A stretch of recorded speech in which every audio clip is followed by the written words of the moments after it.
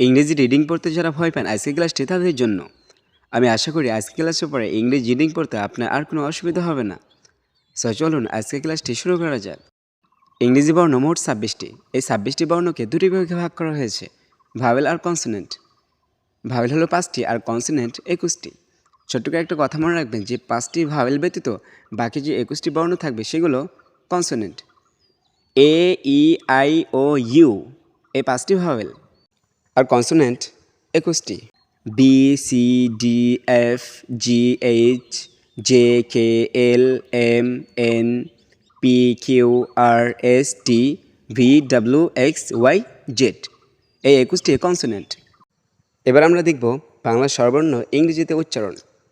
স্বরে ও এর জন্য এ, ইউ। স্বরে আ এর জন্য এ। হ্রস্ব ই এর জন্য আই বা ওয়াই। দীর্ঘ ই এর জন্য ডাবল ই। হ্রস্ব উ এর জন্য ইউ। দীর্ঘ উ এর জন্য ডবল ও বা ইউ। রি এর জন্য আর। এ এর জন্য ই বা এ। ও এর জন্য এ, আই। ও এর জন্য ও। ও এর জন্য ও, ইউ। ইংরেজি কিছু বর্ণ আছে, এই বর্ণগুলো যখন একাকিত্ব থাকে তখন এদের উচ্চারিত হয়, যেমন জি, এইচ, এল, এম, পি ইত্যাদি। এই বর্ণগুলো যখন কোনো শব্দ অর্থ তৈরি করে, কোনো বাক্য তৈরি করে, তখন এদের উচ্চারণ ভিন্ন হয়ে যায়। ফর এক্সাম্পল, যেমন জি গয়ের মতো, গান এইচ হয়ের মতো, যেমন হেল। এল লয়ের মতো, যেমন লাভ। এম ময়ের মতো, যেমন মিন। পি পয়ের মতো, যেমন পেট। এবার আমরা দেখব কিভাবে বাংলা ব্যঞ্জনবর্ণ ইংরেজিতে উচ্চারিত হয়। ক এর জন্য কে বা কিউ। খ এর জন্য কে এইচ। গ এর জন্য জি। ঘ এর জন্য জি এইচ। ওময়ের জন্য এন জি। চ এর জন্য সি এইচ। ছ এর জন্য সি ডবল এইচ। বর্গের জ এর জন্য জে। ঝ এর জন্য জে এইচ। নিও এর জন্য এন জি। ট এর জন্য টি। ঠ এর জন্য টি এইচ। ড এর জন্য ডি। ঢ এর জন্য ডি এইচ। মধ্যে ন এর জন্য এন। ত এর জন্য টি। থ এর জন্য টি এইচ। দ এর জন্য ডি। ধ এর জন্য ডি এইচ। দন্তে ন এর জন্য এন।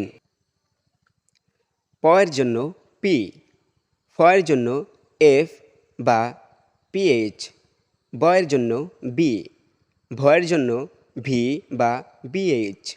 ম এর জন্য এম। অন্ত্যেষ্টিয়র জন্য ওয়াই। র এর জন্য আর। ল এর জন্য এল। দন্তে স এর জন্য এইচ। তালব্য স এর জন্য এস এইচ। মদিনা স এর জন্য এস এইচ। এবার আমরা কিছু সংযুক্ত অক্ষর দেখব।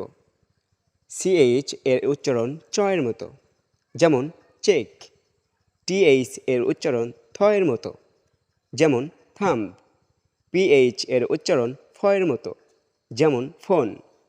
এসএইচ এর উচ্চারণ তালব্য স এর মতো, যেমন শাইন।